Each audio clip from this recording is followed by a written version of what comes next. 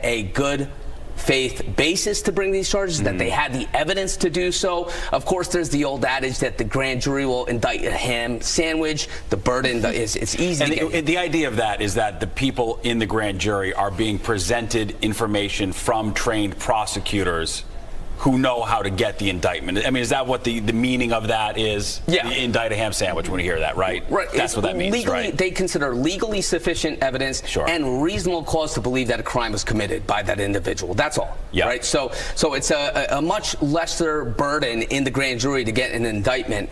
And when I was an ADA, I was presenting case after case after case in front of the grand jury, and it's almost like a process, and it's something which you control the narrative in many ways as the prosecutor. You are the voice in that grand jury in terms of presenting the evidence, and you know, because of that, the defendant, again, it's also just charges, right? That presumption of innocence.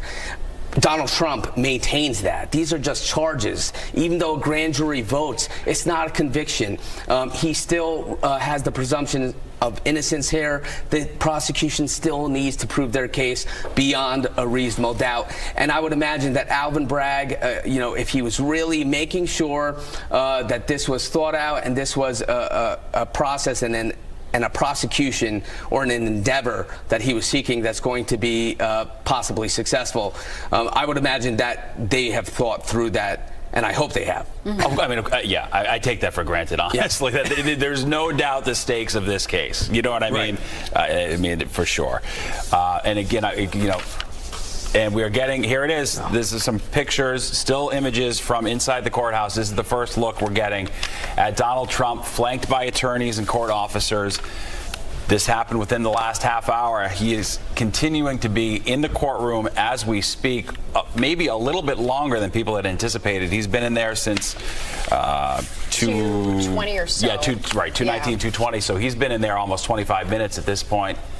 2:30. And when we should know, any moment, we should know very soon what exactly those charges are. This is the first time that Donald Trump is even learning what charges have been brought up against him. We'll find out the severity of those charges as well.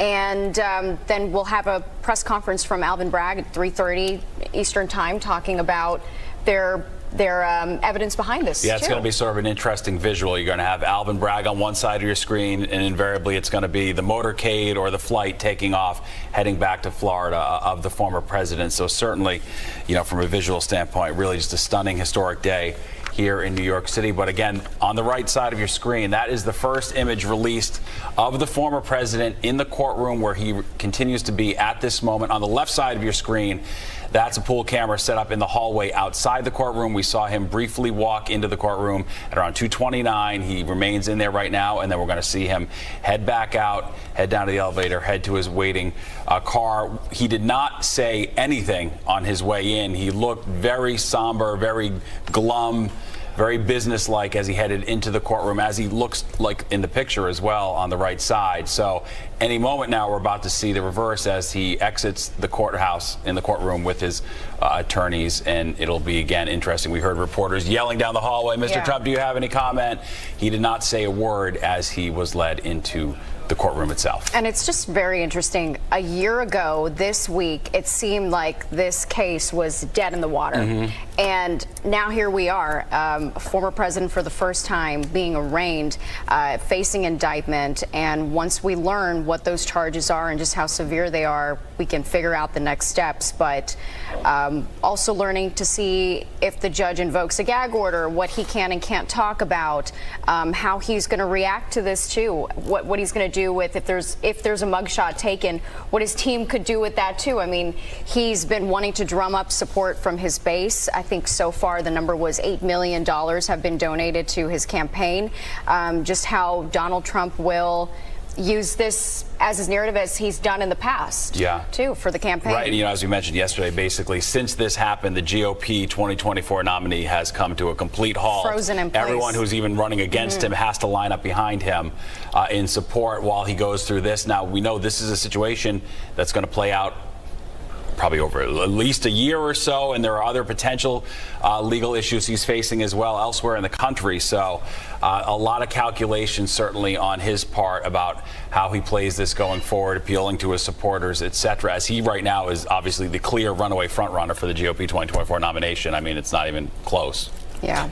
And I just want to point out, looking at this photo, you see, there's been a sort of a question mark. Who is going to speak during the arraignment for Donald Trump? Of course, Joe Tacopina has been very vocal in media reports and the press. I know Joe Tacopina, but you see the mic is in front of Todd Blanche. That was the attorney that he just tapped in on his team. To Todd Blanche's left is Susan Nicholas. She is also on his team, a great attorney. And then there's Donald Trump, and to Donald Trump's left, there's Joe Tacopina, also a very well-versed and experienced defense attorney. So there you have the team, but based on the seating, right, you typically have the speaking attorney in front of the mic, but also on the right of the defense team. We have breaking news now. Donald Trump has pleaded not guilty to 34 felony counts. So the reporting that came out late last night was accurate. 34 felony counts. Walk us through what you hear as an attorney when you hear 34 felonies. I mean, that's substantial. That's, I mean, that's the sort of 34 felonies. See, I thought this was my take, that we were going to see a mix of felonies and misdemeanors. But if it is 34 felony counts, then Donald Trump is facing a sizable indictment there. I mean, there's 34 counts, I get that, but there was a lot of talk about, will Alvin Bragg come out with simply a misdemeanor charge or a misdemeanor indictment, which is typically not done. Misdemeanors are not normally presented to a grand jury and indicted, but that was something that Alvin Bragg could arguably have done or ended up with. But now we hear 34 felony counts is something which is quite substantial for Donald Trump. And you have to think that now his defense team is attacking not one felony count, which is something which is no one wants to experience or face in itself, but 34 felony counts to attack as the defense team there, and 34 counts that Donald Trump is facing as former president. And it's mind-boggling how we've gotten here, but it's something we never have seen. But now the real burden, and of course there's always the burden on the prosecution, but I would say the burden is all the more great just from a public perception standpoint on Alvin Bragg and the Manhattan DA's office to show that this is a indictment that was reached based on the law and the evidence and not motivated by politics, as many people who are criticizing Alvin Bragg and his office are saying. Now, how does it work? I mean, obviously, as a former president, he put people on the federal bench, on the Supreme Court. How do the rulings work that are handed in Manhattan criminal court? Does that ever get to the feds or no? Or how, this is one of those interesting entanglements that comes with indicting a former president. Yeah, sure. So, I mean, obviously, these are state charges. We've talked about how the enhancement of that misdemeanor could be tied to a federal question of whether an election law and a federal crime was committed and how that will play out. But essentially, what is the appeals process here? So let's say if there is an appeal, it's going from the state Supreme.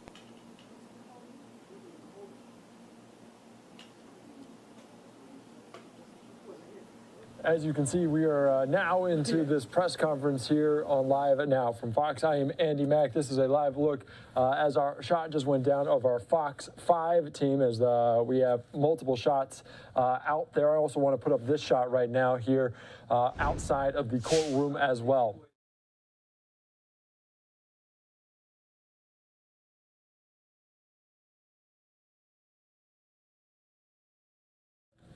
As we are continuing to wait here for a press conference and also potentially former President Donald Trump to walk out of here, of course, we are learning new information that Donald Trump has pled not guilty to 34 felony counts. We're also seeing the first images inside the courtroom there in Lower Manhattan. We also saw Alvin Bragg inside the courtroom as well. This is a live picture right there.